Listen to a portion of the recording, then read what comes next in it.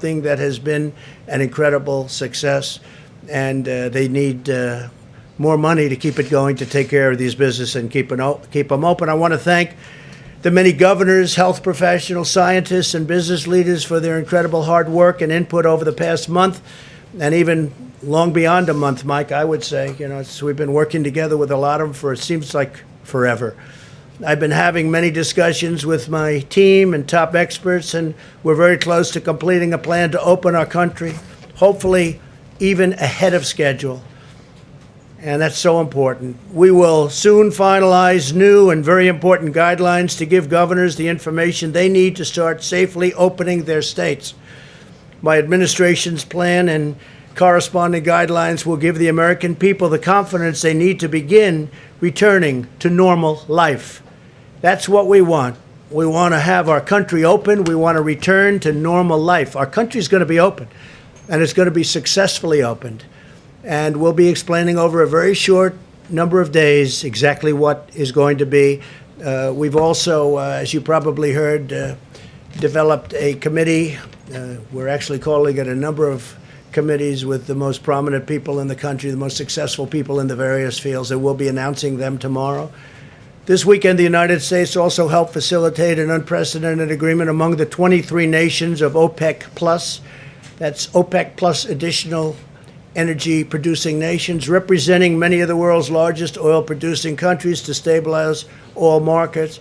And we have, in fact, and I think you've seen a big stabilization over the last couple of days. Together, countries around the world will cut oil production by approximately 20 million barrels.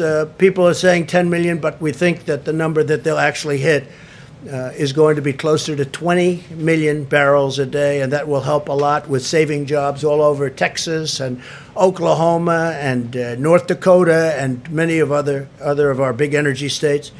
This historic action will help nearly 11 million American workers who are supported by the U.S. oil and gas industry.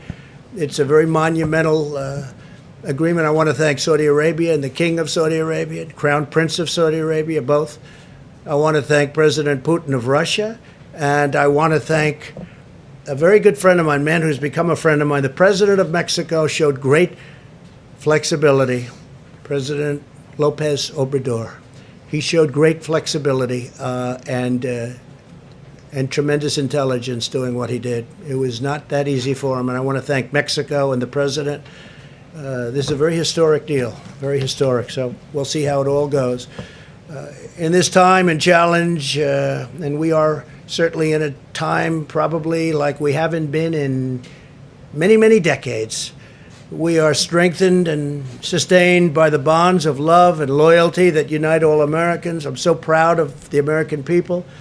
Everywhere you look, you see the patriotism of our people shining through, and the courage of our doctors and nurses on the front lines, in the dedication of our food supply workers, and in the commitment of every citizen to achieving victory over the virus. That's what's going to happen. It's going to happen sooner than people think, and we're going to be smart about it, very, very smart about it. We're going to be safe about it. We're going to be listening also to the great doctors and medical professionals. Together, we're beating back the invisible enemy, and we're paving the way for great resurgence, really a great resurgence for American prosperity. Our country wants to go back. They want to go back to work. They're going to go back safely, and that's what we want. I'd like now to ask Vice President Pence to say a few words, followed by Dr. Fauci and Dr. Birx. I think before we do this, because I know there's an emergency where they want Steve to come, so what I'll do is I'll ask Steve to come up, Secretary of the Treasury. You can talk a little bit and then maybe take a couple of questions about what's happening. Tell them the success we're having. Thank you very much. Thank you, Mr. President and Mr. Vice President. As you announced, we are very pleased that we are ahead of schedule on delivering the economic impact payments. These were what was known as the checks in the mail that we want to deliver in direct deposit. This is ahead of schedule. We started processing those last Friday. We expect that over 80 million hardworking Americans will get the direct deposit by this Wednesday. And we know how important that is to all of those hardworking Americans, many of which are at home not working at the moment. If you do not receive them by Wednesday. On Wednesday, we will be launching at irs.gov. Click on irs.gov, go to Get Your Payment. If you filed a tax return in 2018 and 19 or 19, have that information available. You'll be able to ID yourself. You'll be able to put in your direct deposit information. And within several days, we will automatically deposit the money into your account. We want to do as much of this electronically as we can. It's very important in this day and age. It's more secure, and you don't have to go to the bank. If you are a Social Security beneficiary, you do not need to do anything. You will get a direct deposit. If you have not filed and did not need to file a 2018 and 19 return, you can go to irs.gov now and enter your information and authenticate yourself. So again, we are very pleased that that is ahead of schedule. I'd also like to announce the progress we're making on the new SBA program, the PPP. Let me just remind everybody, this is a brand new program that is now 1 week old. We have distributed and confirmed $230 billion of loans to over 4,600 lenders participating. That is multiples and multiples of anything that the SBA has ever done in 1 year before. And I especially want to thank the broad-based community banks that are participating. Again, over 4,600 banks. If you haven't had your loan processed, you will get it processed this week. As the president said, we've gone back to Congress and asked them for more money to make sure that every business has access to this. Let me also comment for the states. We are distributing out half the money this week to the states. That's a week ahead of time. And we'll deliver the other half of the money to the states next week. And then let me just finally comment, we've been working very closely with the Federal Reserve. Last week we announced expanded facilities and new facilities that total $2.3 trillion of liquidity. And in particular, I'd just like to highlight a Main Street lending facility that will be for companies between 1 worker and 10,000 people, so mid-sized businesses, and also a municipal facility for states and local governments to be able to access funds given the shortages that they have. So with that, I'm happy to answer any Do you have questions. any questions to Steve, Liz? Secretary Mnuchin. Thank you, sir. Both Speaker Pelosi and Minority Leader Schumer have said that they're in negotiations with you right now on additional funding for these small business loans, that package. Leader McConnell, though, has said that nothing should be added to the package, that it should just be specific to small business loans. What is the opinion of your administration? Should there be some sort of horse trading here, or should it just be small business loans? Well, the president's view and the vice president's, in my view, is this was a bipartisan program. This SBA program, it wasn't a Republican program, it wasn't a Democrat program, it was a bipartisan program. We've committed to small businesses. We should top up that program now. I know the Democrats want to talk about more money for hospitals and states. Right now, we're just sending the money out to the hospitals and states. They haven't come close to using that money. And I know the president and vice president have said, once we get the SBA done, we can go into another funding bill. The president's talked about potentially adding infrastructure and other things. We think there is a likelihood we will need more money, and we will sit down and try to get a bipartisan bill. But this is important we deliver on small businesses. 50% of the people work for small businesses. Thank you, sir. What's the emergency that the president said you had to go for? The president said you had an emergency Negotiation. over this bill? Yeah, well, because we don't want to run out of money. We've used about $220 billion of the $350 billion. We don't want to run out of that money. We don't want to create panics that people won't get it. So that's why we want to top that up, and we've asked for another $250 billion for that program. And again, let me just remind you, every dollar we spend in this program, we save $1 of unemployment insurance. So even though we're asking for $250 billion, it really won't cost that much. And could I follow up? Do you have concerns about lifting the guidelines too soon? And what's the economic impact? I understand the economic argument for getting people back to work, obviously, but what's the economic risk of lifting them too early and seeing then a spike in cases again? Well, of course, there's economic risks in both directions. We reviewed with the president today a very broad list of over 100 business people that are going to help advise the president on what needs to be done to reopen the economy. We want to make sure, and again, the combination of economic impact payments, small business payments, enhanced unemployment insurance, the president made very clear we want to make sure that hardworking Americans have liquidity while we wait to reopen the government. So do you believe the government should be reopened, or the country, excuse me, should be reopened on May 1? I've had discussions with the president. I know he's considering it, and I believe he's going to make a decision later in the week. Everything has to be safe. What We is want your safe. advice to the president? My advice is as soon as it's ready to open and based upon the medical professionals, and again, we're working very closely with the president and outside business leaders to develop a plan. I just wonder, to ask Mr. President, what you think, if you could sketch for us what reopening the economy looks like. Do you think it's going to be everything open, or do you We'll think... be doing that over the next 2 days because we'll probably be making a statement about that and exactly what it looks like. I know what that looks like, but I also want to get the advice, in a sense. We have some of the biggest from every business on this council. We're actually setting up a number of different councils or committees, I guess you could call them, and we have a lot of smart people. I think that they will give us some also good advice. But no, we want to be very, very safe. At the same time, we got to get our country open. Yeah, and I understand that, Mr. President. Do you think there is a possibility then that what you do is you open it incrementally? Do you think people will go back to restaurants, to concerts, the cinema? I do think so. Eventually they will, yeah. And let me ask one I think final... eventually they will do that, and I think we're going to, boom, I think it's going to go quickly. Our people want to get back to work, and I think there's a pent-up demand like there hasn't been in a long time. And that's why you see the stock market. I mean, to think that the stock market's at the level it is right now with all that this world and this country has gone. And look at the European Union, how badly decimated they've been. Look at other countries. Look at China, by the way. I've seen the numbers. Look at China. Look at how these countries have been just decimated by this. And to think that the stock market is at this tremendously high number, not that much, it was looking a little bleak for a while, but it hit a certain point and then started going up. I think that's a great tribute to the fact that there's a demand. Yeah. Mr. President, thank you, sir.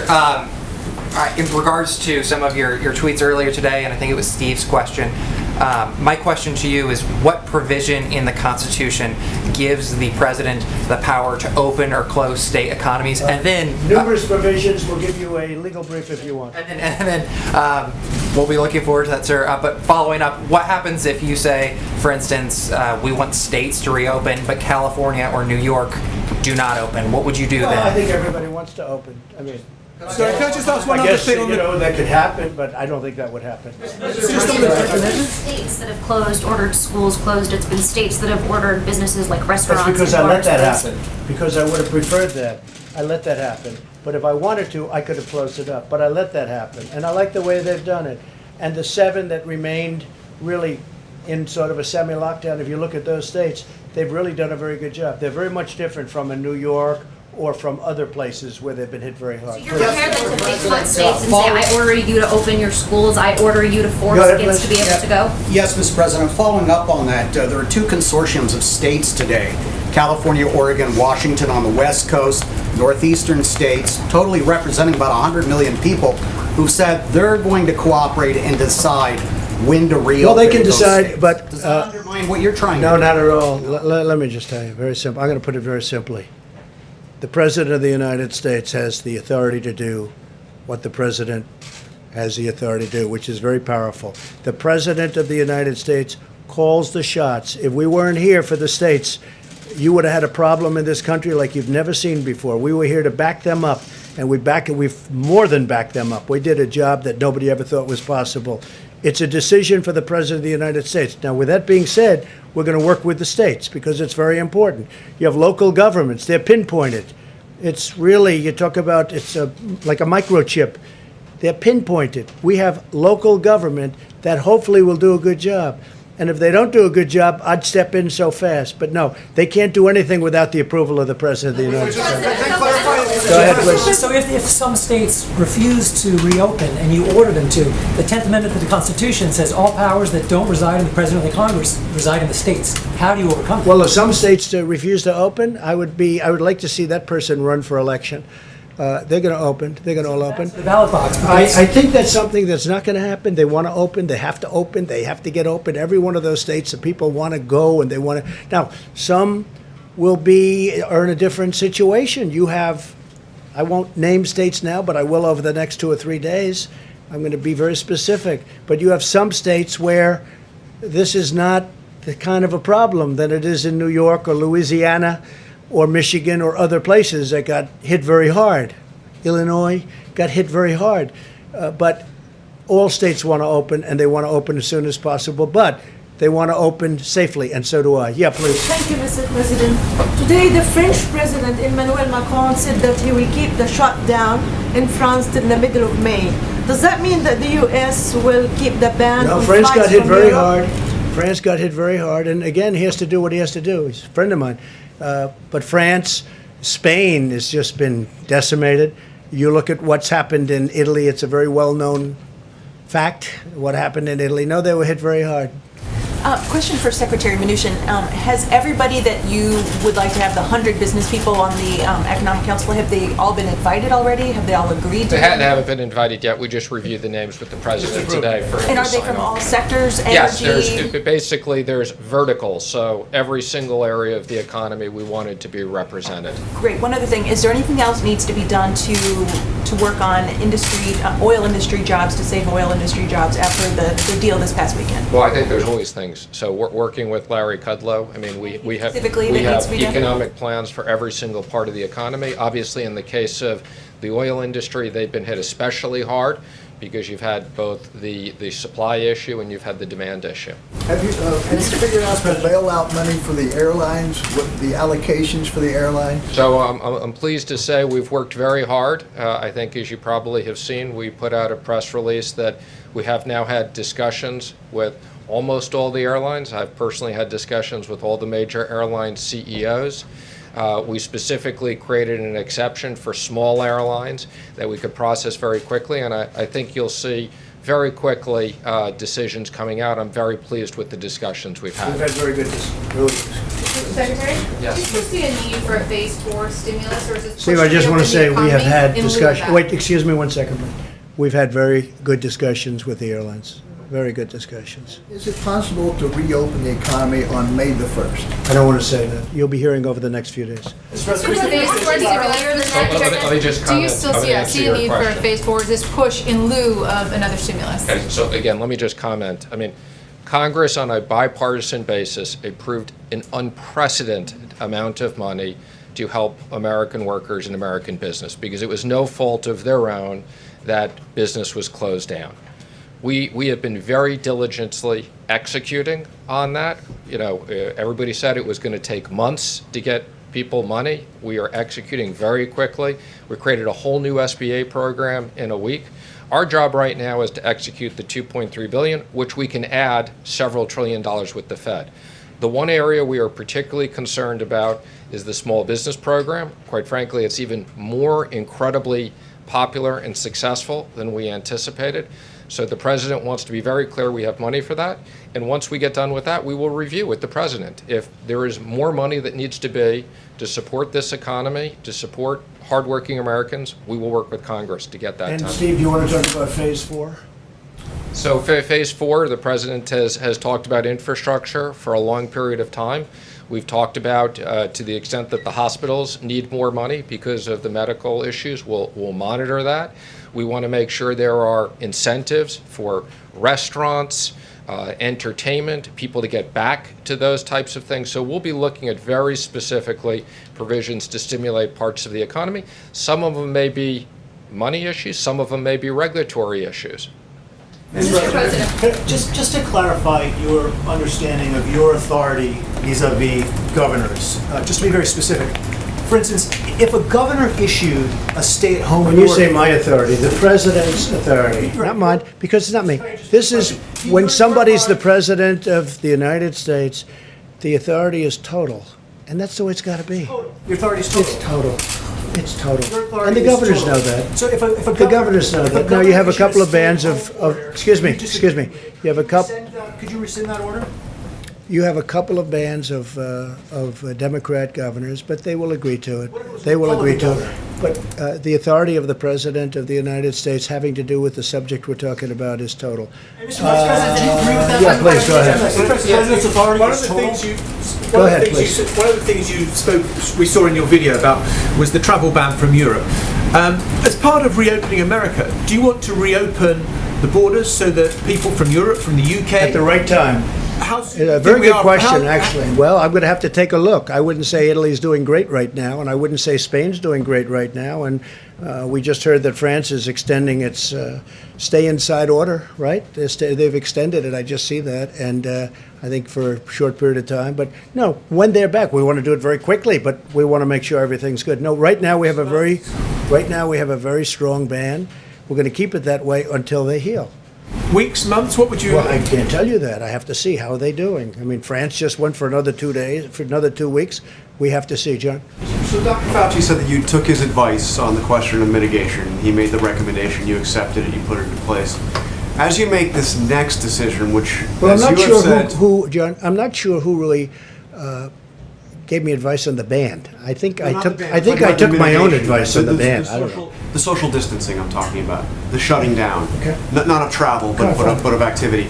So my question is, as you make this next decision, which you have said may be the most difficult or important decision of your presidency, will you assure the American people that you will again take the advice of the doctors, of Dr. Fauci, of Dr. Birx? Will you take the advice of the health experts before you I do will, that? and many other people also. But I will absolutely take their advice. Would you go Please, against ahead. their Would you go against their recommendation if they say you need another 15 or 30 days? I don't think it would be you- likely because I think we're not very far from being on the same page. Please. Yes, Mr. President, one thing that Governor Cuomo said today is that states do not have the capacity to do mass COVID-19 testing ahead of a reopening. Well, they have to do it. Look, He they're says he supposed to can't be doing purchase it. the diagnostic tests or equipment and needs federal help. Well, So will the they may states need get help, that? Will they get it? But they're there. They're on ground. They've got local mayors, local representatives. They have people that do it. Supplies. And what we did last time is unprecedented. We literally rebuilt tests. We rebuilt a whole industry because we inherited nothing. What we inherited from the previous administration was totally broken, which somebody should eventually say. Not only were the cupboards bare, as I say, but we inherited broken testing. Now we have great testing. I just left the top executives at Abbott. Who would have thought that would have happened, where they have such a great test as that? And in fact, what I'll do, I think, unless you have any further questions for the Secretary of the Treasury, do you have anybody for Steve? Anybody? Is that for the Secretary of the Treasury? Or for me? Because if it's for me, we can wait. For Secretary. We have to get him back to work, okay? Yes, sir. For Secretary Mnuchin, a question from one of my colleagues who's not able to be in the room. They're curious about the SBA rule that prevents small casinos from getting some of this relief. Is that something that you're taking a look at? Is there going to be a change to So that? not small casinos, but there are such things as small taverns and restaurants that have literally, small gaming things, and we are coming out with some additional guidance on that. But I want to be clear, it's not small casinos. Secretary Mnuchin? Secretary, there was a letter that some House Republicans sent this weekend about liquidity for mortgage servicers. Yes. Can you explain what you're looking at on that front? Sure. So I think I commented on this a week or so ago. We had a subcommittee task force at FSOC that specifically studied this issue. We have all the appropriate people on it. Ginnie Mae has automatically taken some action. We've had conversations with the FHFA as to what they're going to do for Fannie and Freddie. And we've said that to the extent they need certain authorities from the Treasury, we will accommodate that. So we're very aware of the issue. Quite frankly, we had been studying this issue way before COVID and had concerns about some of these non-bank servicers not being well capitalized. But we're going to make sure that the market functions properly. Thank you, sir. We have seen in a number of these relief bills that Democrats and Republicans have been able to push forward different non-coronavirus specific funding priorities. Are you trying to keep funding specific to coronavirus? And then if there are going to be other additions, for instance, a change to labor rules is something that many on the left wanted. Some on the right are wondering if they should also, if you should also be pushing for, their preferred add-ons. Well, I think our expectation has always been this is COVID related. Some people have a rather broad view of what COVID related is because it has impacted almost every single business. I think the president has talked about the Kennedy Center, which is a good institution. Obviously, that was not the major priority of the bill, but they were hit with COVID related. But no, the president has instructed, we want to be very specific in the next bill. It's COVID related items. Well, we didn't want to do the Kennedy Center, just so you understand, and that was done. The Democrats wanted it in. We didn't want that, but they wanted it in, and we had to agree in order to get something done for the workers. But we want this to be for the workers and for companies that employ the workers. That's what we're looking for. We're not looking for extraneous nonsense. It's been reported that you argued at the time of the China ban was being discussed, that was too disruptive to the global economy. Is that accurate? Okay, let me be clear. I had nothing to do with the China ban. I wasn't on the task force at the time.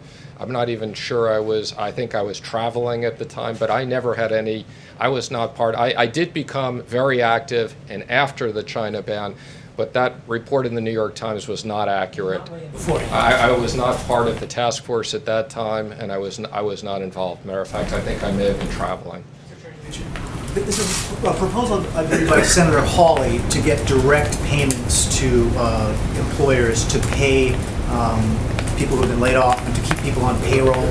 Does the administration support that proposal? Well, again, that is the PPP. The PPP is basically sending money to small business, 50% of American workers, to keep those people paid. And it's the most efficient way. Every dollar, as I said, we do through that, it's one less dollar of unemployment. And more importantly, we want those people to be associated with the business, so as soon as the president is ready to open up the economy, those businesses are together. We don't want those businesses to fall apart. That's why this is such a successful program. But are and we you want talking about Congress to remember unemployment? it. You're talking about the unemployment. Sending it indirectly to the states. We would have preferred that it was sent directly to the people. The Democrats wanted it to be sent through the unemployment system, and I've talked to you about it. We have 40-year-old equipment in many of those systems. They're run by the state. But I'm hearing they're getting the money out anyway. So some of them are, and some of the states aren't, and we encourage, we're working with the states to try to update their computers, but it's a long haul. Okay, thank you, Steve. Thank you, Mr. President. Phase 4, Steve. Phase 4. Come on, Steve. A quick question about something you just said. You said when someone is president of the United States, their authority is total. That is not true. Who Okay, told you know that? what we're going to do?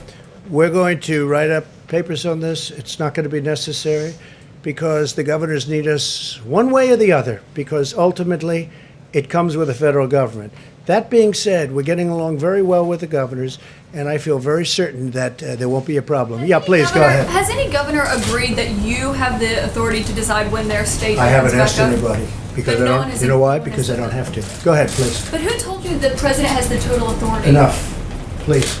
You mentioned the vice president's call with the governors today. Governor Hogan of Maryland has urged your administration to ask Congress for $500 billion to help stabilize budgetary shortfalls created by coronavirus. It's nice of Governor Hogan. Very much. We appreciate Governor Hogan's statement. Governor Cuomo said the CARES Act ignored state government Cuomo. revenue shortfalls. Do you support that request? And Mr. Which Vice one? President, What did you say? he said the CARES Act ignored the budgetary shortfalls. Well, they're looking at things in phase 4 where they have, where they talk about states, and they're also talking about hospitals. They're talking about states who have been battered, and they're also talking about hospitals, and we're certainly willing to look at that. Will you urge Congress on their behalf? We'll see what we all come back with, but they are talking about states, and they're talking about hospitals. OAN. Thank you, Mr. President.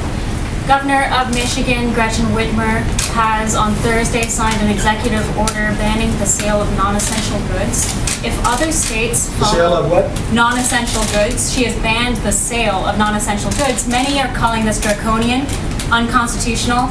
As president, do you think that if other states were to follow her example in the coming weeks, that the federal government should intervene? Well, I don't think that's going to happen. I think it's very extreme, but she's doing it, and I think it's going to be over a long way before we have to start thinking about it too much. It is strong. It's a very strong position to take. But they're making a lot of progress in Michigan, so let's see how it all works. What is the status of the funding for the World Health Organization? We're going to be talking about that very soon. I'm getting a full report. I'm not happy with the World Health Organization. Not happy with the World Trade Organization either. We've been ripped off by everybody. This country, for so many years, has been ripped off by everybody, whether it's a World Health or World Trade.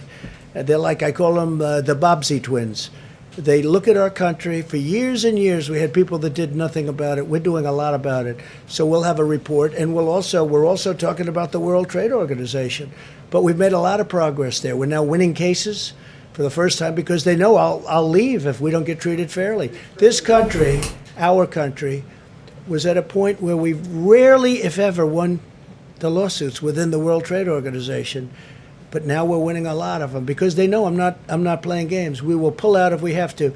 We just won a $7 billion lawsuit, which was very nice. Do you expect a decision this week on cutting funding for the WHO? Yeah, I would say by the end of the week I'm going to make a decision on that. Yeah. Okay. Right now there's a lot of things happening. On China, why are there no consequences for China for the misinformation How do you know that they there are no shared? consequences? We've been asked, and it How do you appeared know that there are no were no- consequences? What are the consequences, Mr. President, I for the wouldn't tell you. misinformation? China will find out. But Why would I people- tell but you? People are concerned that they stonewalled. No, you that started they off by gave saying, why are there no misinformation. consequences? You've asked this a few times, so follow up on your response. Why are there no How do consequences you for know China? there are no Because consequences? we asked you, You're and going to you've find said- you've out. said I that you wouldn't did tell not. you. You'd probably be the last person on earth I'd tell. There will Go be ahead. consequences. Yeah, please. Mr. President, actually, this is a question for Mr. Vice President. Do you agree with the President's statement and his understanding of federalism that his power is total, right, in the way that he described it? Is there anything you'd like to add or any context you'd like to add to the way he was discussing that? I support the President's leadership under the National Emergency Declaration that he signed. We're standing before you today, the first time in American history, when all 50 states have issued emergency declarations, and the territories. This is an unprecedented time in the life of the nation. And fortunately, as presidents reflected, and our health experts will continue to reflect, because the American people have heeded the president's coronavirus guidelines for America, because state governors have taken those and implemented them, even in states where there was not a significant outbreak, and implemented additional measures as we provided them with data about cases and best practices. We're making real progress as a country. You But think make his no powers are a mistake little bit about more it. circumscribed than total? Well, make no mistake about it. In the long history of this country, the authority of the President of the United States during national emergencies is unquestionably plenary. You can look back through times of war and other national emergencies. And as the President said, we'll happily brief that. But in the days ahead, what the President has charged us to do is to work with our health experts. We're going to bring together an extraordinary group of American business leaders to counsel the President. And then working with the CDC, we're going to produce new guidelines based upon the data for every state and territory in this nation.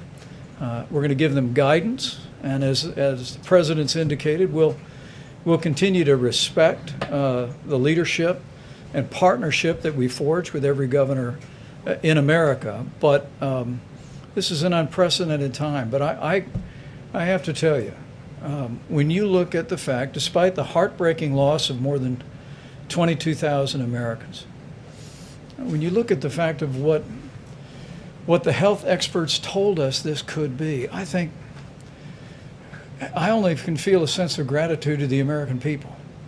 Gratitude to the extraordinary team that has counseled this president, the steps that President Trump has taken, the policies that governors have implemented all across America. I mean, we were discussing today at the Taskforce that when you look at the European Union as a whole, they have nearly 3 times the mortality rate that the United States of America has today. And that is a tribute to our extraordinary healthcare workers, their dedication, their tireless work.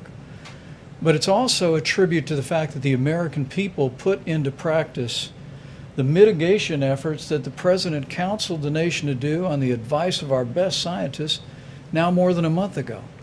And our hospitals were not overwhelmed, and are not overwhelmed at this hour.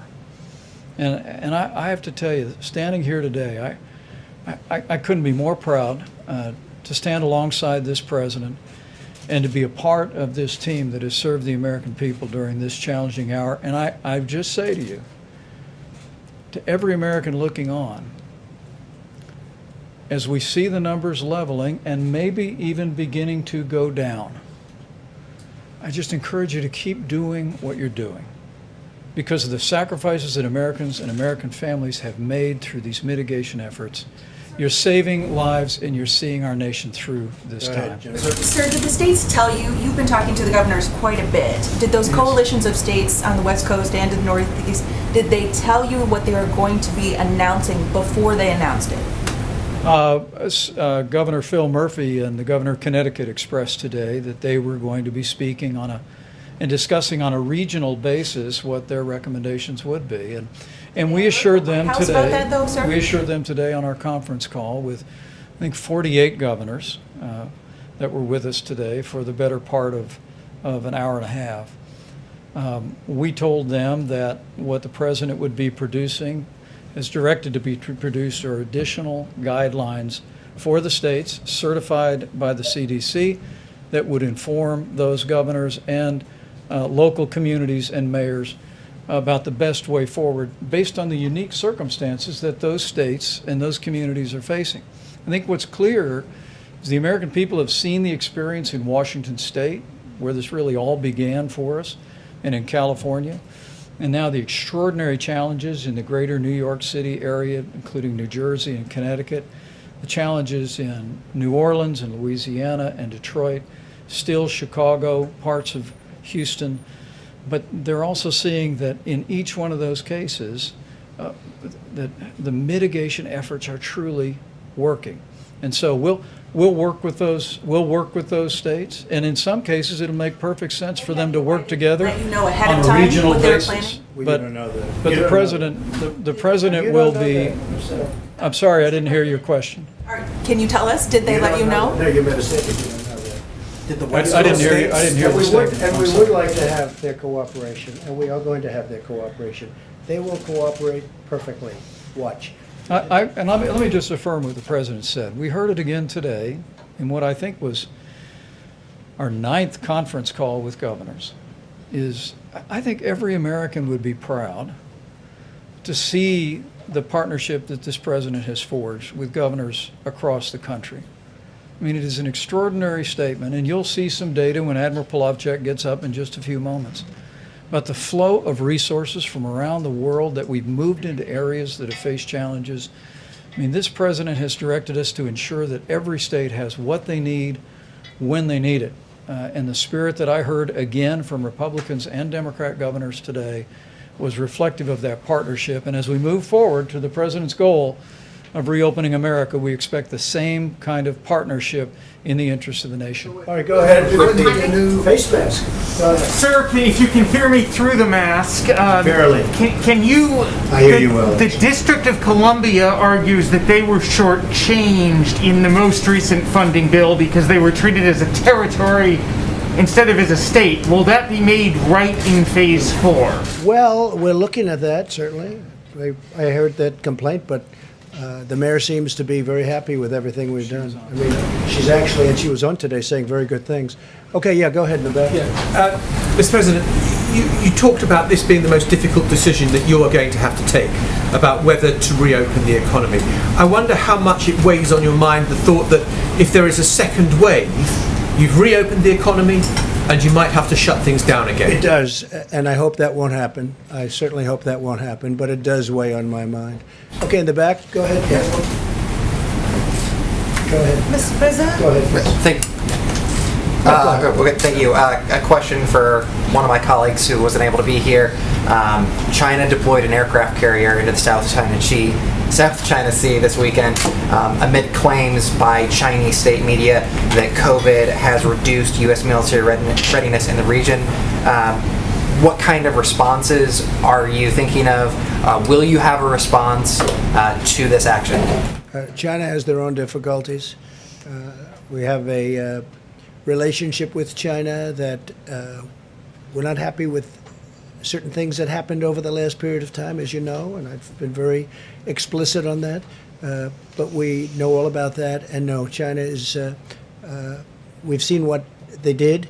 We've seen many other things that they've done, both pro and con, and we'll be just fine. I mentioned something earlier where you said that you were putting together the economic task force and that you thought that the recommendations were happening earlier than expected. Did you mean to suggest that it could be before May 1st that you start recommending? I don't want to say that, but we're going to be putting out guidelines and recommendations fairly quickly, in a few days. You're not ruling out that it would be before I'm May not going to 1st. say, but look, certain states are doing very well. Certain big parts of the country are doing very well. They're doing really very well.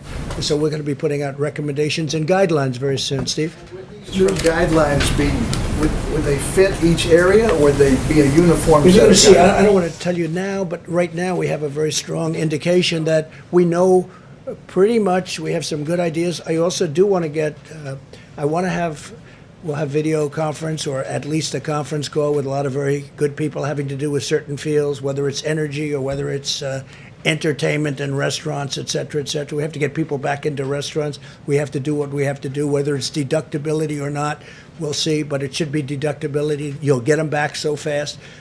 I mean, they used to have deductibility. The restaurant business, it was one of the hot businesses, and then they ended it a long time ago, many years ago, but we may need that to get people back into the restaurants. Please. Yeah, Michelle Obama today got behind mail-in voting nationwide as a possible solution to what's been going on in the States. She said it shouldn't be a partisan issue.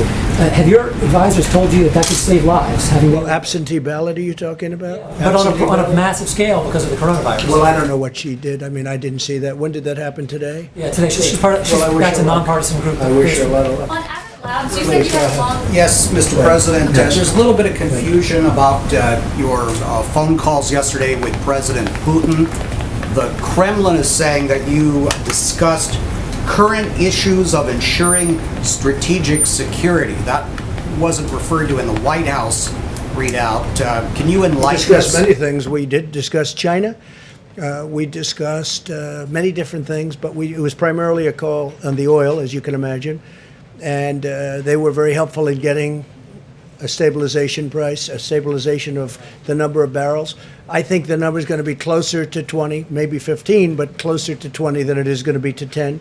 And I think it was a very important call. I also spoke with the King of Saudi Arabia, and that was a very important call. And the bottom line is OPEC Plus. It's called OPEC Plus because there are other states, also other nations. We came to a very good agreement. Please. Go ahead.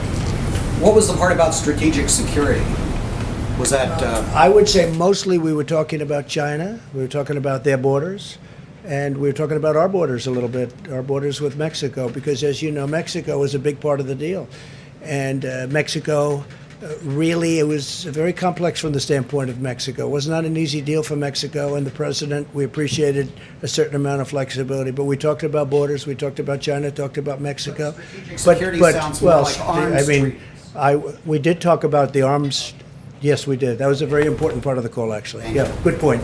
Please. So on Abbott Labs, you said testing is going great. We know that these machines have been sent to some of the governors, but some of them are saying they don't have the materials to actually conduct Well, they the have to get tests. the material. You know, the governors have to get the material. Now, if they can't get it, they're going to see us. I'm talking about the local governments. I'm talking about governors have to get the material. Now, they have machines. In fact, we're going to go in. I asked Mike to go into it as soon as I leave. They have very powerful machines that they don't know they even have. I'm not talking about Abbott. I'm talking about the governors. They have machines that are used for this. You know what I'm referring to? Very big, very powerful machines where in a certain state's case, they're only using 10% of their capacity and they didn't know it. That happens to be Illinois. John, please. Real quick, these 15-minute tests that you've sent out, these new ones that you had in the Rose Garden, they say, including Governor Sununu in New Hampshire, that they don't have the cartridges to actually conduct the test. So when will they get those cartridges? What do you think the answer to that is? Rapidly increasing the numbers. Rapidly increasing the numbers. Should we look at Rapidly timeline? increases, well, pretty quickly. They can do 50,000 a day. Well, you have other machines where they can really work. And a lot of the states have the big machines that can do a lot. They didn't even know they had them. They didn't even know that they had them. And Mike is going to be talking about that. And you remember you mentioned several weeks ago that Google was putting together that website where they would handle the drive-in testing. Google and Apple. Have you given You mean up Google on and Apple combination? Have you No. moved past that? A lot of people don't like it from the standpoint of constitutional rights. I mean, a lot of people don't like it, and some people think it's great. No, they are working on that, as I understand. The testing website. Remember you said a Yeah, no, I know website that. for I know. Google, I and, know. and it's only operating in, I think, 5 counties in California Right. right now. No, Is Google's that- looking at it, but Google is also working with Apple or looking at something. We have the greatest companies in the world looking at things that in a year from now, everything that we're looking at now is going to be obsolete. That's how good it is. We have things happening that are unbelievable. I saw a presentation today that I can't talk about yet, but it's incredible. Plus, I think they're doing, Tony, I think they're doing very well on the vaccines. They're working hard on the vaccines, and I think you'll have an answer for vaccines. I believe that there's some great things coming out with respect to that. Now, you need a testing period, but you're going to have some great things. Please. Sir, on the contact tracing that Google and Apple are doing, so different subject on the contact. No, this is the Google and Apple. I don't know if it's a partnership or what, but they're working on some. Correct. So there was the one. They're working on more than one element. They're working on a couple of different things. Google and Apple. Google is also working on something, as you know, having to do with testing. I believe they're doing that in a singular fashion. So my question is not about the drive-through testing website, not that. Okay. On Google and Apple's contact tracing, that they want to, Yeah.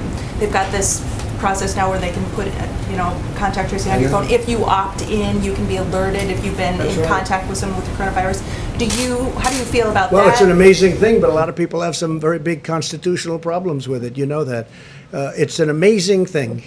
And it would be, actually, as you know, other countries are thinking about using something similar, but not as good. Other countries are thinking about something. I hear Singapore is. Now, Singapore had a little bit of a setback because they had a break, you know that, but they'll take care of it. I know the folks in Singapore, they're doing a great job, and they're going to put it back very quickly. But Singapore and other countries are looking at other things, and some countries are doing other things. Prefer that Americans use some other Well, I don't want to system? get into that because we have a whole constitutional thing. We have more of a constitutional problem than a mechanical problem. But we will be making a determination on that. That's something we're going to be discussing with a lot of people over the next 4 weeks.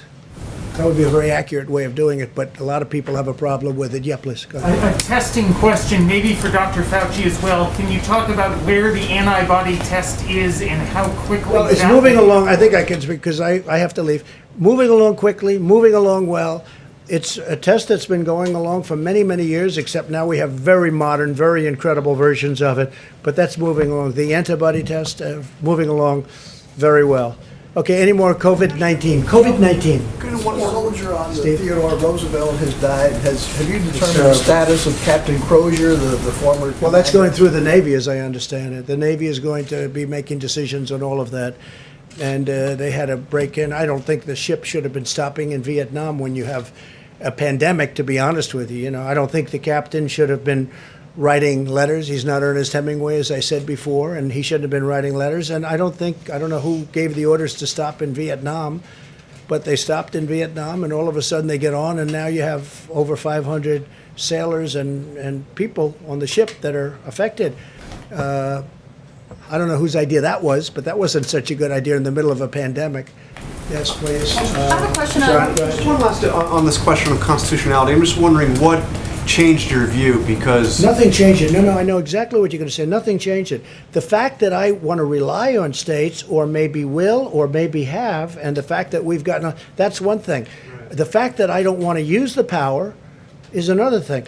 Look, from the standpoint of the Constitution, Yes, constitution. you thought it should be up to the Constitutionally, governors. you can look at constitutionally, you can look at federalism, you can look at it any different way. John, the fact that I don't want to exert my power is much different. We have the power. Does the federal government have the power? The federal government has absolute power. It has the power. As to whether or not I'll use that power, we'll see. I would rather, John, I would rather work with the states because I like going down to a local government. That's why with, I guess it's now 7 states, not 8, because South Carolina did, they went away from what we discussed the last time. So that's why I looked at the individual states. They're doing a very good job. They're really doing a very good job. I'd rather have them make the decision. Now, the fact that I'd rather have, that's fine, but I have the absolute right to do if I want to. I may not want to. We have a very good relationships. Now, we'll see what happens. If you notice, the few states you're talking about, they're all with Democrat governors. But if governors are doing a good job and they control it better, because you don't have somebody in Washington saying, set up a testing site in the parking lot of a Walmart. And we're in Washington, and they're in a state that's very far away. That's really, it should be, and it should have always been, and I've always said it was. But the relationship we have now with the states and governors is very good. And we'll be announcing over the next very short period of time exactly what we're going to be doing. Okay, a couple of more. Go ahead. On coronavirus and Joe Biden, he's the presumptive Democratic nominee. Do you have any plans yet on when you'll start sharing, or when the White House will start sharing some of that information about the coronavirus, your presidential Well, nobody's data? called about coronavirus about from their standpoint. Look, they had the H1N1, which is swine flu, and that was a big failure. That was a tremendous failure. They had a lot of failures, and you take a look at the history, and 17,000 people died, and you talk about late. They were so late. They were late like it never even existed. That was a big problem. Caused a lot of other people a big problem too. So if Joe Biden would like a briefing, I'd certainly get him a briefing. I don't know what he'd do with it. Yeah, please. Are Jared and Ivanka serving on the new task force, and how are you going to balance what? No, they're not. No. Yes, go ahead, please. I want to clarify. So, in earlier conversation, there was a description of multiple different councils or task forces. Can you just explain exactly what the structure Well, you is and who have is going Mike's to be task on force, it? which is the White House task force, which really brought us up to this point brilliantly, I must say. Dealt with governors all the way through, and I was on many of those calls, and every call got better and better and better. It was hostile at the beginning. By the time we finished, I mean, today's call was a very good call, very friendly call. I think everyone's online. And again, you don't have anybody driving you crazy saying they're not getting ventilators, they're not getting all of the different things. They need more beds. They have a lot of beds right now. And we always erred, I think it's important if you know, we always erred on the sake of give them more, even when we didn't think. We didn't think New York needed the beds that they were asking for. We didn't think they needed the ventilators that they asked for. And we were right. Now, on ventilators, we're ready to march. I told you this. We're ready to march. We have 10,000 ventilators. We're ready to move them anywhere in the country where we need them, if we need them. We're also building a lot of ventilators, and that's going to be used at some point. I believe, we're going to have stockpiles, including state stockpiles, if they want to work out some kind of an arrangement with us. But we're also going to help other countries, whether it's Italy or Spain or France is having a big problem. They all desperately need, Germany too, they need ventilators. So we're going to have a lot of ventilators. We have a lot, you heard the numbers, we have a lot coming next week. Next week we have a tremendous amount coming. Okay, final question, Steve. I'd asked about how the task force is going to be structured. Is it one? No, but then we have, in addition to that, we have a number of committees. We'll have a transportation committee. We're going to have a manufacturing committee. You'll see it tomorrow.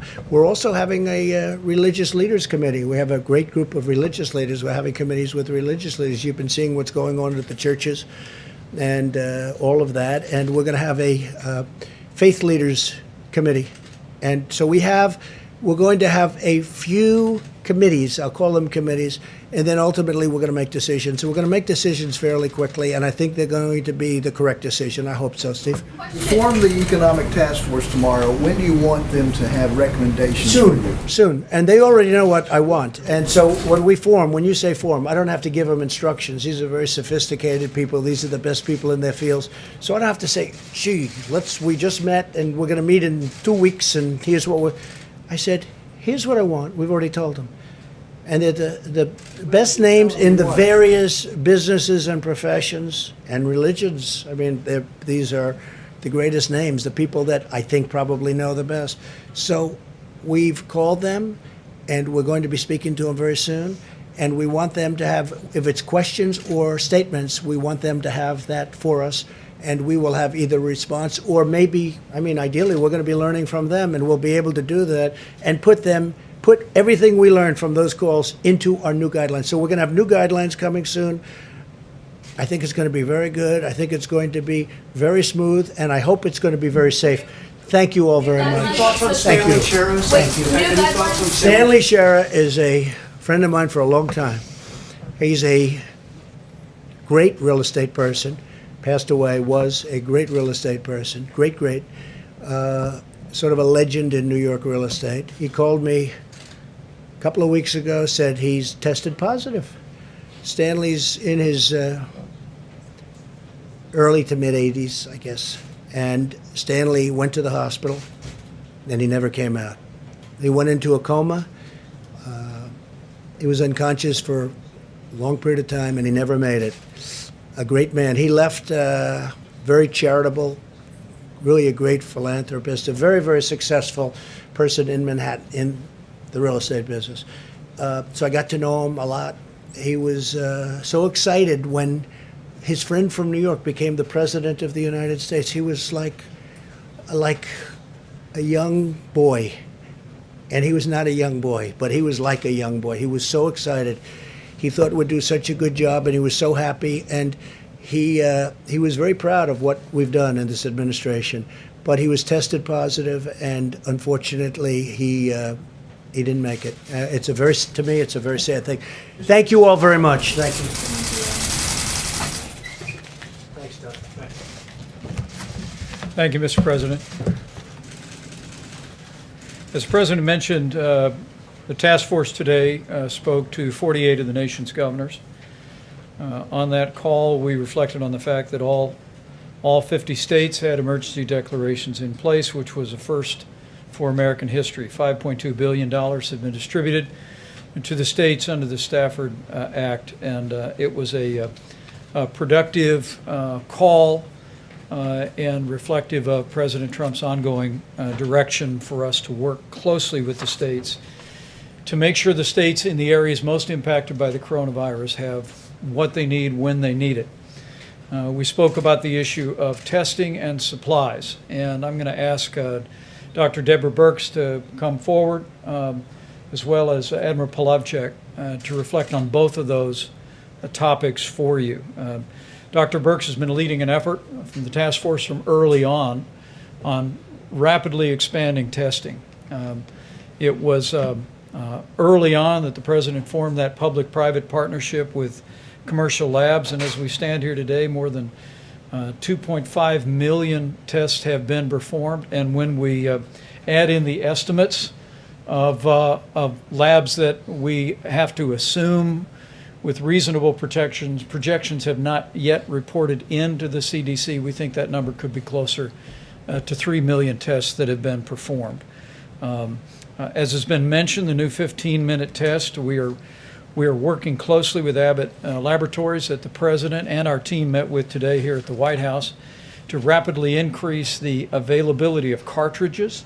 Abbott is producing roughly 50,000 cartridges a day. FEMA acquired an initial supply of that and distributed those to the states, but we're working with the states to not only distribute what's being made, but also work with other suppliers to create additional cartridges. A point that I'll ask Dr. Birx to expand on in just a moment is the fact that beyond the new 15-minute test by Abbott Laboratories, beyond what we expect to be a new antibody test, which may well be approved by the FDA in just a matter of days. And an antibody test that would be produced at the rate of 20 million tests a month. The reality is that those commercial laboratories that the President brought in here the better part of 2 months ago and initiated that public and private partnership with have been producing hundreds of thousands of tests every single week.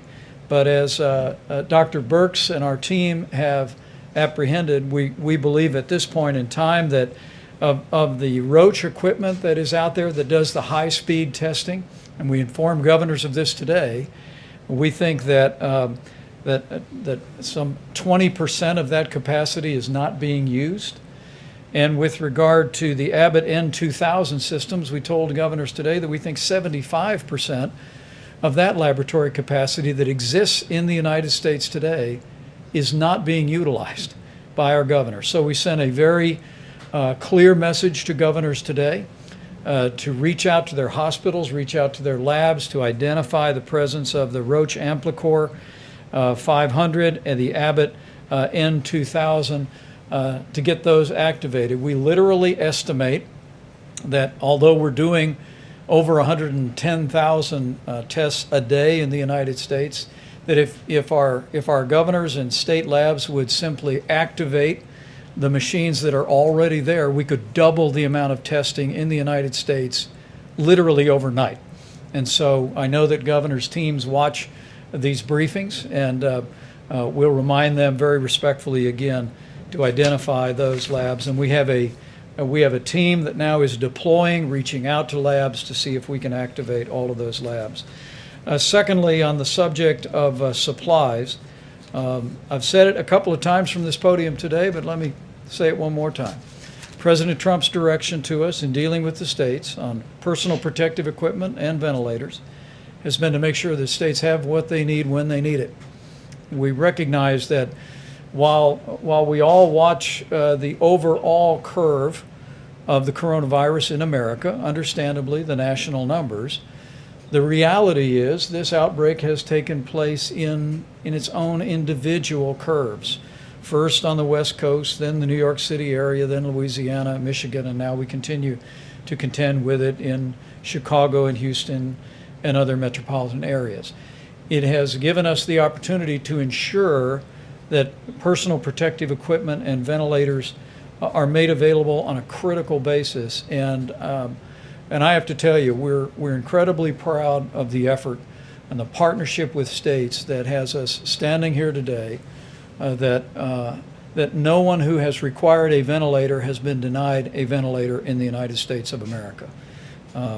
At this point, we have just short of 7,000 ventilators in the Strategic National Stockpile, but as Admiral Polovchek will detail, we're already beginning to receive newly manufactured ventilators. We'll get another 1,000 in this week. By the middle of May, we'll literally have another 8,000 ventilators available for deployment around the country. I'm going to let him describe to you the specific detailing of those resources, but I want to share these numbers, most especially for our healthcare workers around the country in the areas most impacted by the coronavirus, so that you know the resources are surging into the hospital systems at the point of the need, and we will continue to do just that. So let me recognize Dr. Birx to reflect on the data and also on maybe some comments on testing.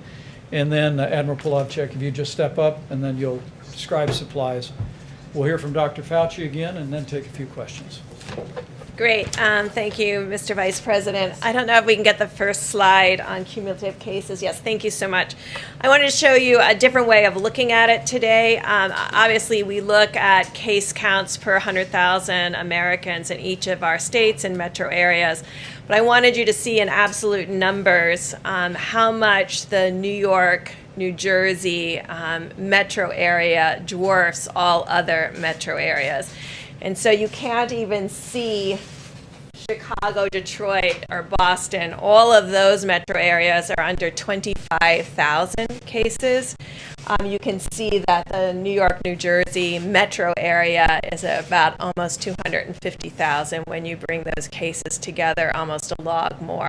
And that's why you hear us talking a lot about the metro area of New York and New Jersey and the counties of Rockland and Westchester and Suffolk and Nassau and Bergen, New Jersey, and why we're so focused on getting resources to that metro area. If I can see the next slide then. So if I take New York and New Jersey metro area out, this is the other metro areas that we have been tracking very closely. I wanted to show this to you so you could see how those curves are already starting to plateau. So if you look at Detroit, if you look at Philadelphia, if you look at Louisiana, Louisiana's in green, Detroit is in gray.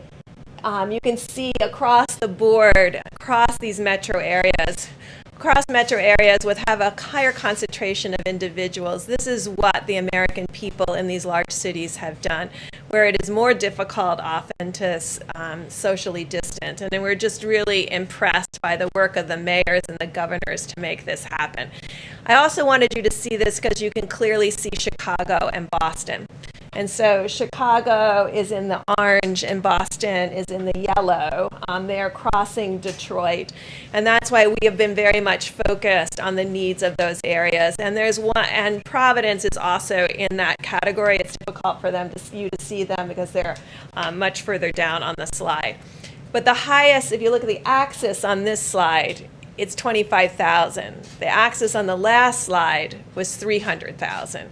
And so that's why I really want people to understand each of these epidemics, these small epidemics in each of the metro areas, we're tracking independently, as well as any epidemics and outbreaks that are happening in some of our other states. So I just wanted you to have that perspective of how significant the New York, New Jersey issue is and why we've been tracking that so closely. But I also wanted to assure all the other states that we're tracking them also very closely and really working with the governors and mayors. And that's why I wanted to see that not only are the curves flattening in some of those major metropolitan areas, but they're starting to decrease. And this is what we're very excited about. These are cases. We also know that mortality will lag. And so we're really tracking also the number of individuals who have succumbed to the COVID-19. I also wanted to really note here that, yes, our mortality is less when you combine European countries equal to the size of the United States. And I think this is really two things. One, it's the incredible work of the American people, that it's also the incredible work of our healthcare providers and the system of each of these hospitals that have the resources and the ability to respond to the needs of the COVID-19 patients. And I think you can really see this superb healthcare delivery that is happening by the low mortality. Just to mention really quickly about testing, because you've heard me before talk about it, and then it was a little bit misquoted and misaligned, but there are multiple Abbott machines, so I'm going to be very clear, having spent years in the laboratory. The high throughput machines, which are the Roche 6800 and the 8800 on Roche, and the Abbott M2000, these are the machines that run between 500 and 1,000 assays at a time. The Abbott company worked really hard 3 weeks ago in getting 1 million tests out there to be utilized, and they can make 1 million tests a week for all of our laboratories that have these platforms. And so far to date, somewhere around 250,000 tests have been utilized in 3 weeks worth of work. And that's why we've really been appealing to the laboratory directors to really bring all those machines on.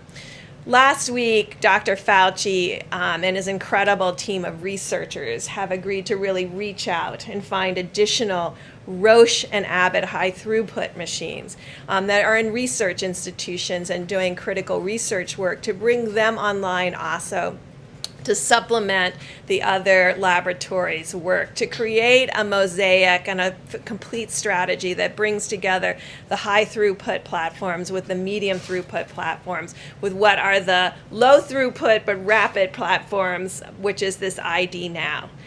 ID Now is not going to be the answer to the number of tests that we need over the next few weeks. Those run a test every 15 minutes. And we can get about 55,000 cartridges a day. But I just got done saying that these other machines, of which we have hundreds of, can run 500 to 1,000 in a single time frame. And so we need to bring all of these assays together, and a team has been created to call every single laboratory and every single research institution across the United States to define the complete capacity in every single state, because it shouldn't be our expectation that every governor understands exactly everything that's in his state. But we have to understand everything in every state in order to be able to meet the needs of the American people as we increase testing. Now, I know you all know that in 3 weeks we went from 300,000 tests total to 3 million tests total in 3 weeks. We know that we have to further increase that. That has been done really by HHS and Admiral Giroir and the team up there. And we're going to supplement that team to really bring on all of the additional resources and platforms that we have in the United States of America, just like we did with ventilators, to bring all of the capacity to bear so that we can also continue to increase testing. Also, of course, as these epidemics decrease, you can also be able to use more and more testing for surveillance. But I do want to call out the 19 states that aren't ever represented in these graphics, and by and large. The states have been continuing to do containment and outbreak investigation. And I've been able to talk to many of those states, and I would just remind all of us, when I talk to each one of these state health officials, where they are finding outbreaks are in nursing homes. And so we really need to continue to protect and we continue to test in nursing homes, because we know that that's a particularly vulnerable group. And it's a group where often, now that we're beginning to understand asymptomatic transmission, no one is intending to pass the virus on to others. But we know in essential workers around the United States, people are unknowingly infected and in passing the virus on. And so those are the ones that we're very interested in finding. And you might say, well, how do you find them? Because they don't have symptoms. And so this is where we really have to increase surveillance in a very deliberative and understand way. And so we're really looking, what are sentinel surveillance sites? I think we can see where there's outbreaks, because once people have symptoms, you can see them. But where do you do sentinel surveillance so that you find them before they have symptoms?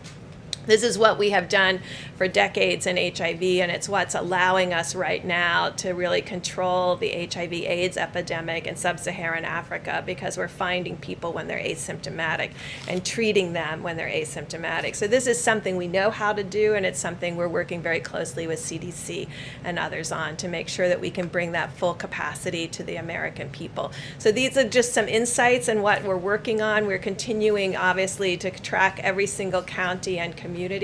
And then finally, I'm going to call on one additional group.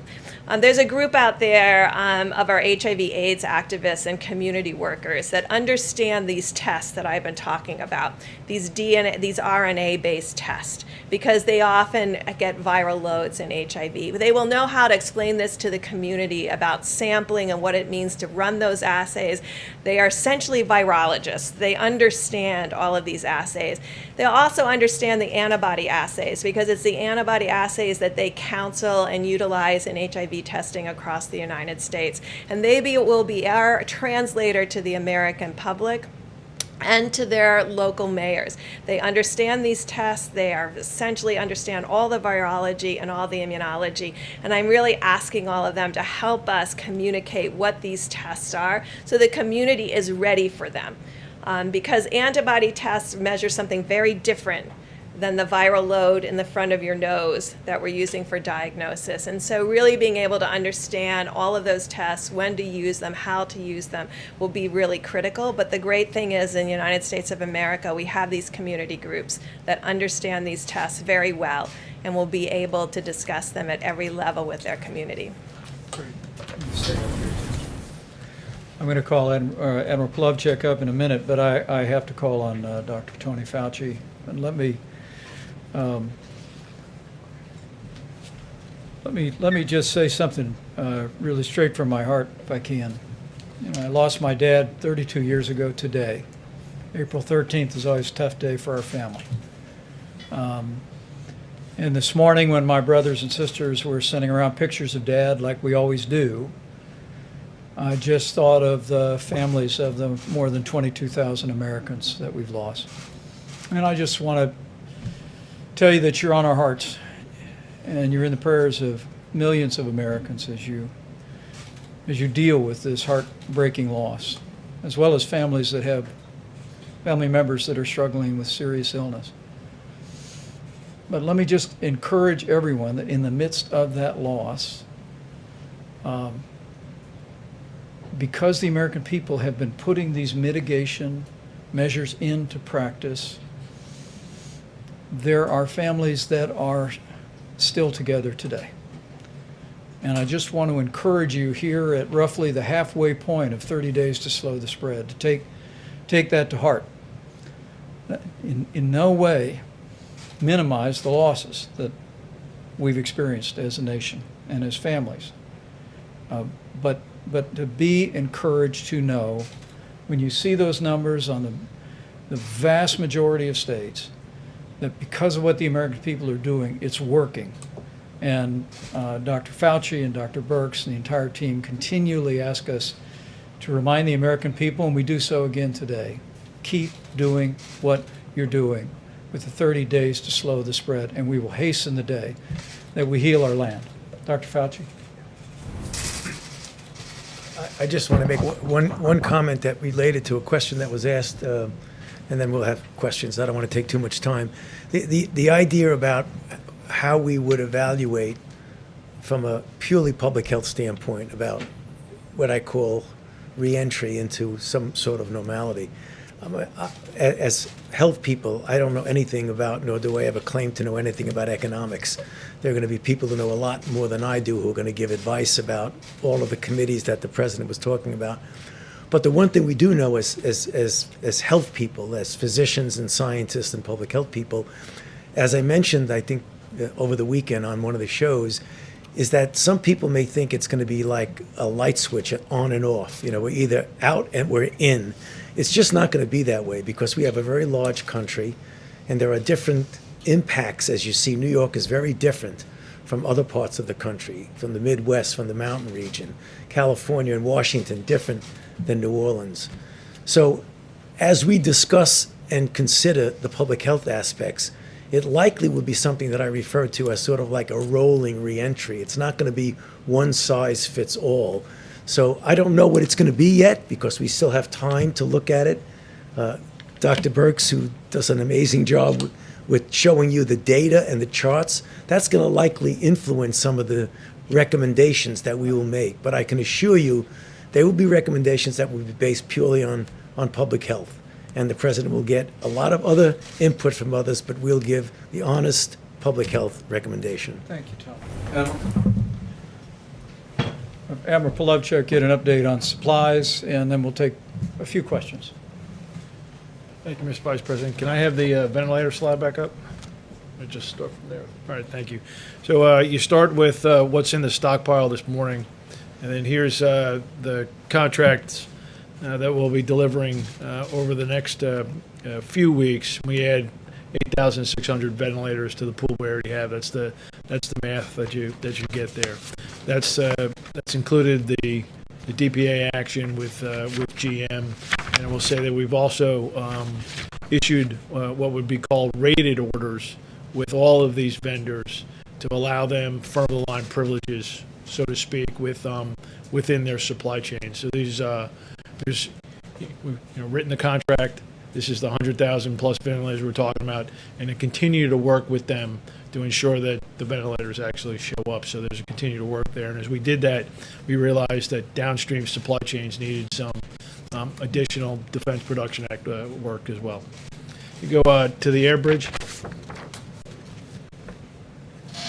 80 flights scheduled, 37 complete, 43 on the horizon, and you can see the numbers of material that's been brought in to supplement the volume that's needed. Now I'm going to go through a series of slides of New York first. So Dr. Birx provides me what I will call as a geographic reference to align the supply chain. So all of those cities, you'll see a little bit of theme here. I'll be talking about a lot of the cities and geographic areas. Align the supply chain to those geographic areas to try to get as much there, while realize the rest of the nation needs supplies as well. And then we aligned the supply chain to site of care, public hospitals, VA, private hospitals, nursing homes, first responders, acute care, and on down the line. So the last business week, so Monday of last week through Friday, Saturday of the past week, these are the amounts of materials that came into the New York, New Jersey metro area, and you can see the volumes there. So if you can go to Detroit, we talked about their hotspot. Here's the volumes of deliveries going into Detroit for that same time period. If you can go to Chicago, and I'm going to run through this kind of quick, but you can see that the geographic alignment, the places that Dr. Birx has talked about is where we're concentrating supplies. If you can go to New Orleans to give you an understanding. Washington, D.C. Right, so So I hadn't talked about that. Today was, a very kind of early entry into the, hey, Washington, D.C., Baltimore, right? Positioning supplies ahead of need, we hope, in Washington. Go to Baltimore. And you can see the volumes there, trying to get ahead of that. And then Philadelphia is next. And then now the next slide is a 9-city roll-up. And so to save a little time, I did not include Boston and Houston in there. So you can see the volume of material flowing through a commercial network, air bridge, their supplies, into geographic regions, and then further prioritized to site of care. Now, final topic. N95 masks. So the Department of Defense announced a DPA action this weekend. That came over from DOD on Friday into the White House, approved on Saturday, and contract awarded today. $131 million, 5 companies: 3M, Honeywell, Owens & Minor, Moldex, and Draeger. The CARES Act was signed before March was end, or towards the end there. So we're essentially 2 weeks from that money being put in the Title III authority for DoD. This action takes us from a baseline of what was being produced domestically of about 30 million masks, upwards to, as we go through the fall into the winter, 120 million masks domestically.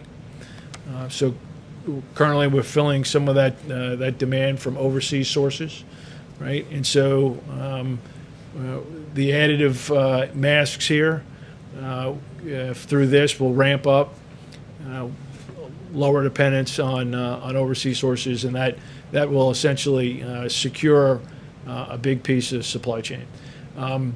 5 companies, 6 cities: Smithfield, Rhode Island; Phoenix, Arizona; Del Rio, Texas; Lexington, North Carolina; Sheboygan Falls, Wisconsin; and Aberdeen, North Dakota.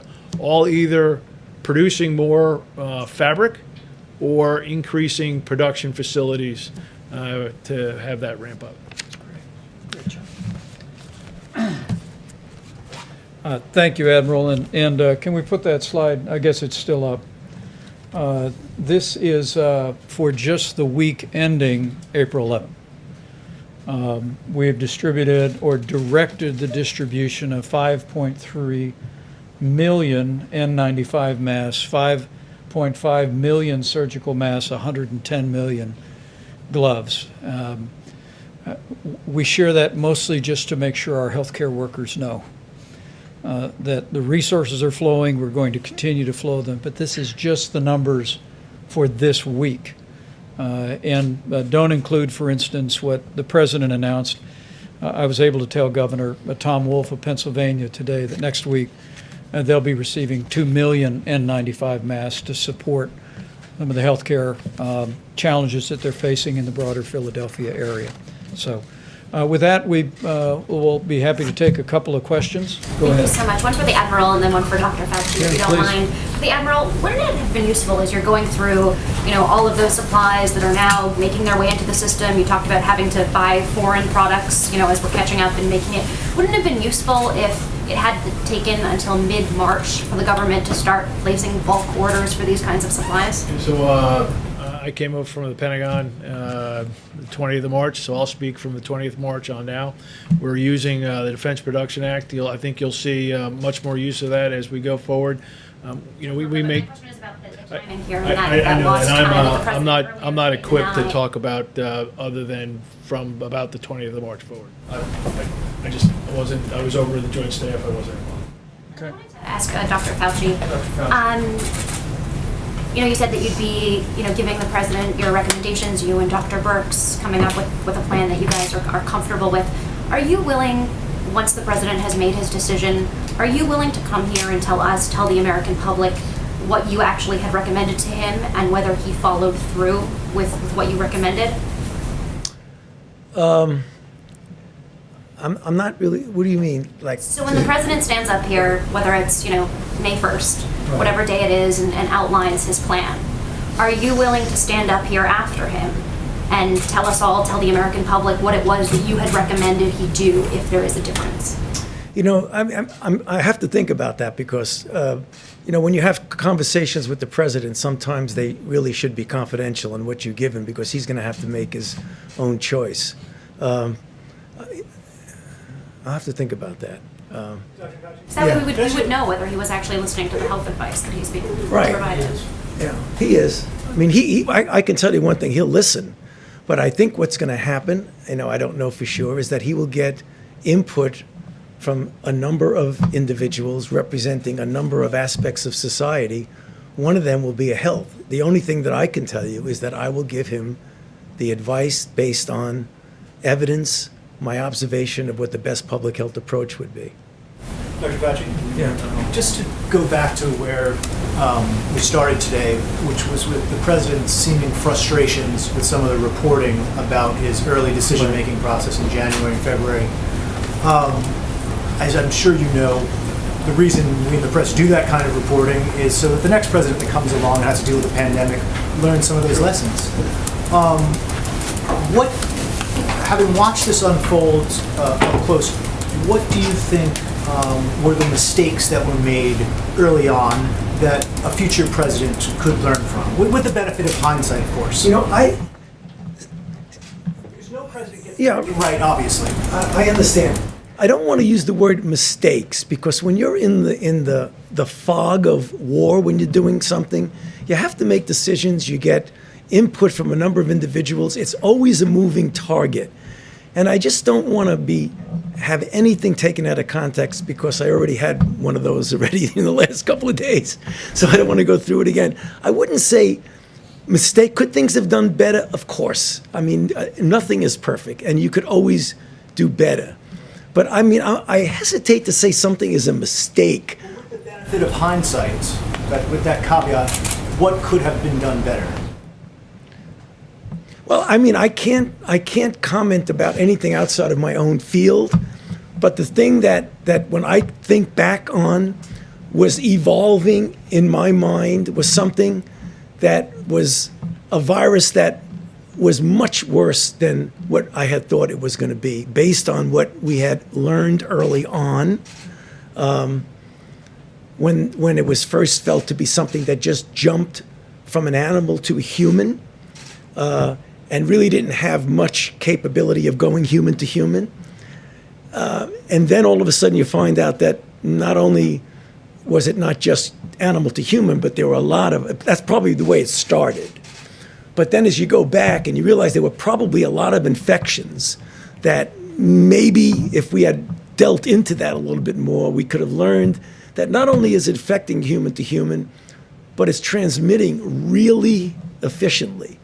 When I question myself, I'm not perfect. Maybe I wouldn't say made mistakes, but maybe I should have really tried to delve into that a little bit more about what was going on, but the information wasn't as forthcoming as I would have liked. And then all of a sudden, when you find out that you're dealing with something that is not only what had been your worst nightmare, because people ask me that, what is your worst nightmare? A brand new virus that's respiratory transmitted, that has a high degree of transmissibility, that has a high degree of morbidity and mortality. You know, is that a mistake? Maybe I should have been able to realize that earlier. I'm not sure it was a mistake. It was just an evolving thing that we finally realized and said, whoa, this is really worse than we could have imagined. Question for the last one, guys. How about one more? When you met with Abbott Laboratories today, what did you ask them to do? What did they say they could do? Well, we spoke with Abbott Laboratories today about how we can increase significantly the production of cartridges for the 15-minute test. Because remember, we're not only scaling to rapidly expand testing across the country today, and it's one of the reasons why you heard me and Dr. Burke say that we have an entire team now that's going to be working with governors and with laboratories around the country to identify the machines that already exist today and that could be activated doing tests. But we also want to work with Abbott Laboratories for the longer term, because if the current trend lines hold, and I hope and I literally pray that we will soon find ourselves on the downslope of the coronavirus in this country. This epidemic in its current form will come to an end, but as we make decisions and in the days ahead to reopen America, what President Trump also wants to do is have a policy in place to stay open. And having the kind of surveillance testing available around the country so that CDC can do the immediate contact tracing when you have a positive test, so that we can deploy resources like the new Abbott 15-minute test specifically to nursing homes.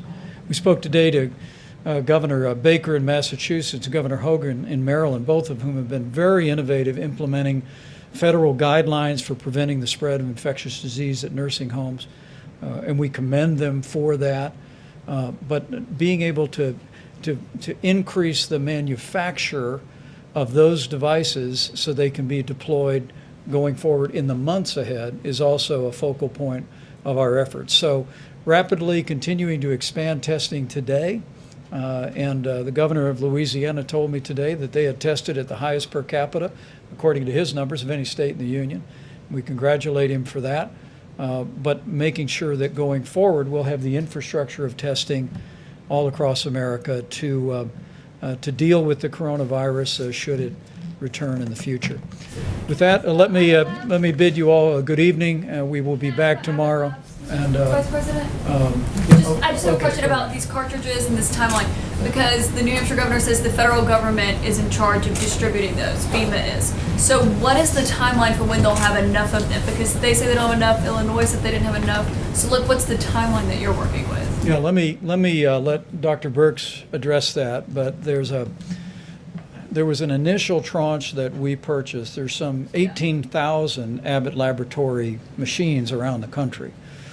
And FEMA acquired a certain amount that were immediately distributed across the states. But now Abbott Laboratories is literally producing some 50,000 a day.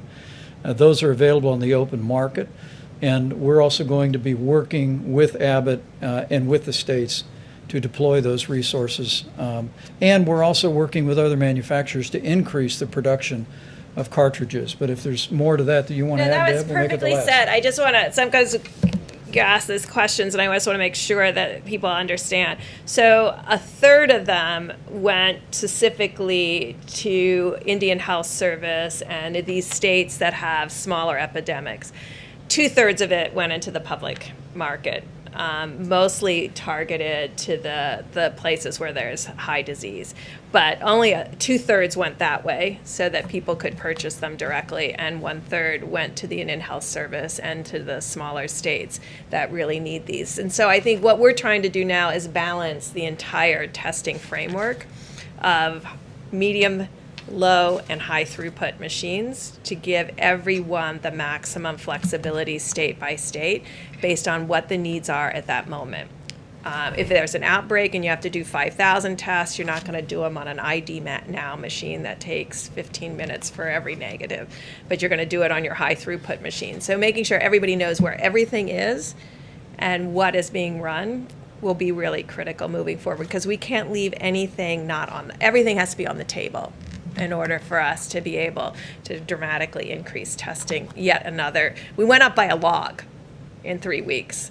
So if we're going to increase again, it's going to have to be getting every piece of equipment on.